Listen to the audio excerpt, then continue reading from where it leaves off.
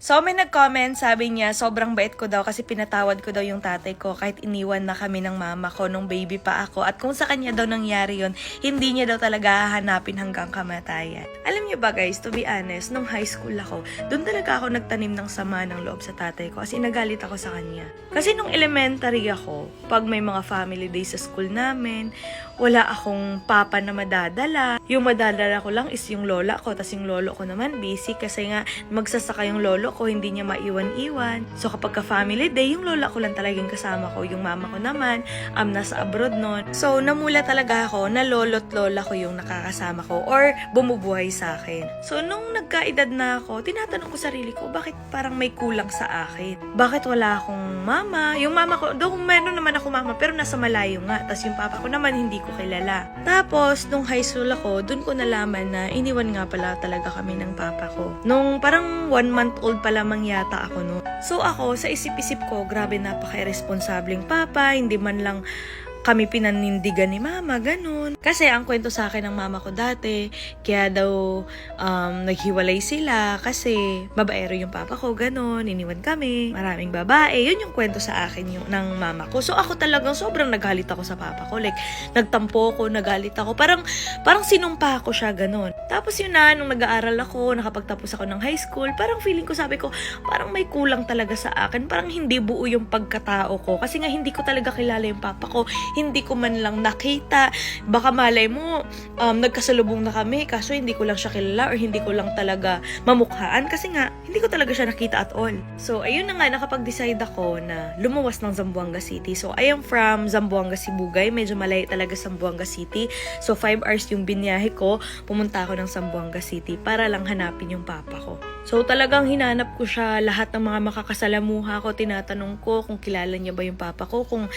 Kasi ang pangalan ng papa ko, alam ko, pero hindi ko kilala yung mukha. Nung mga time din kasi na yon, hindi pa kasi talaga nauuso yung Facebook. Wala pa nga din akong Facebook noon. Ay, pero meron akong Facebook, pero nakiki-online lang ako sa ibang phone, ganon. Wala akong sariling cellphone na pwede pang FB, kaya hindi ko siya nasa search, ganon. Tsaka nung mga time din na yun, wala ding Facebook yung papa ko. Kaya kahit anong search ko din sa FB, kung halimbawa magsa-search man ako, hindi ko rin siya makikita o hindi ko rin siya makikilala.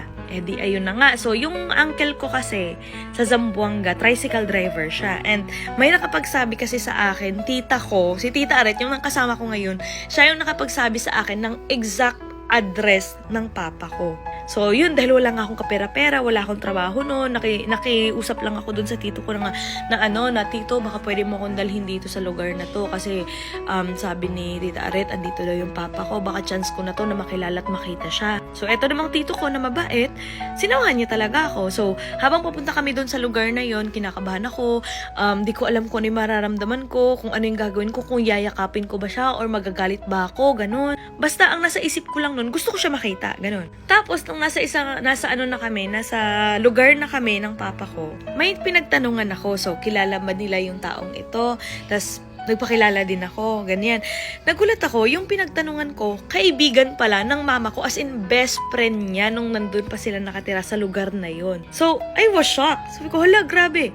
Grabe talaga si Lord. Like, sabi ko, sa dinaming-daming taong tinanong ko, yung huli kong pinagtanungan, best friend pa ng nanay ko. So, edi, eto na, nagkagulo na. Nasa court kasi kami noon. Kasi yung bahay nila, papa, malapit sa basketball court. So, hapon kasi yun eh.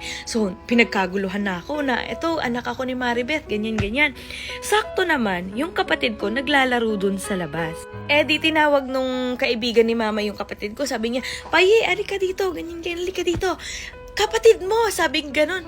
Anak yan ni Maribeth, ganyan-ganyan. Saan yung papa mo? Ganon yung, sila na yung para sa akin. Nagulat ako nung naglalakad yung kapatid ko. Aba, kamukha ko to ah. Sabi kong ganon. Yun talagang pumasok sa isip ko. Sabi ko, hala, kamukha ko nga, kapatid ko nga siguro to. Sabi kong ganon. Tapos, ayun na nga, nung pagkarating ng kapatid ko, na-shock din siya. Sabi niya, ha? Kapatid ko yun, ganon. Tapos, sabi niya, oo nga, nasan yung papa mo? Nasan si ama mo? Ganon. Sabi niya, wala pa, umalis pa, ganon. So, hinintay namin ganyan hanggang sa dumating yung papa ko. At mas lalo na ngang nagkagulo. Anyways, mag-comment lang kayo for part 2 dahil medyo mahaba to. So, sige, share ko na sa inyo yung aking life story bago ako naging isang mami siya. Gusto niyo ba magkaroon magkaroon ng 500 pesos, wala kayo ibang gagawin kundi i-download lang ang Lucky Fortune at mag-register na sa comment section ng link. Pero bago yon, tuturuan ko na muna kayo kung paano manalo at maglaro dito sa nilalaro kong Lucky Fortune. Pero paalala lang po guys, bawal po ito sa mga bata, para lang po ito sa mga taong may extra money and extra time. Dito nga pala sa Lucky Fortune, eto ka palang mines yung aking nilalaro, pero marami kang games na pwedeng pagpilian doon. Pero dito kasi sa Lucky Fortune, dito kasi talaga ako sa mines laging nananalo. Dito sa mine guys, kailangan mo lang talaga maiwasan yung bomba. So ayan, nagbet lang ako dito ng 50 pesos. Ayan, kapag ka walang bomba guys, pwede mo na i-cash out kaagad para panalo ka na rin kaagad. Ayan. O yun o, di ba? Di ba? Ay, isa pa. Yun o, so ayan, pwede natin siyang i-cash out. O, ayan, cash out na natin kaagad. O, diba? Pakadali lang talaga, ganun lang talaga kadaling manalo at maglaro dito. So, ayan, magbe-bet pa tayo, guys. Ayan. So, kung gusto mo na i-cash out kaagad para panalo ka na kaagad, i-cash out mo na. Pwede mo na siyang i-cash out. Ganun lang talaga kadaling manalo at maglaro. Ayan, o. O, ayan ba? Diba? Nakaano na ako ng isa. Cash out na natin para panalo na tayo kaagad. Ganun lang talaga kadaling manalo at maglaro dito, guys. Cash out na natin. Cash out! Cash out. One more. Ayan no. Cash out na natin. O diba, ganun lang talaga kadaling manalo at maglaro dito guys. Kaya sa mga gustong manalo at maglaro, mag-download at mag-register lang kayo. At para sa mga napag-register, mamimigay ako ng 500 pesos GCash. Kailangan nyo lang mag-send or mag-comment ng proof ninyo or screenshot na kayo ay nakapag-download at nakapag-register ng Lucky Fortune.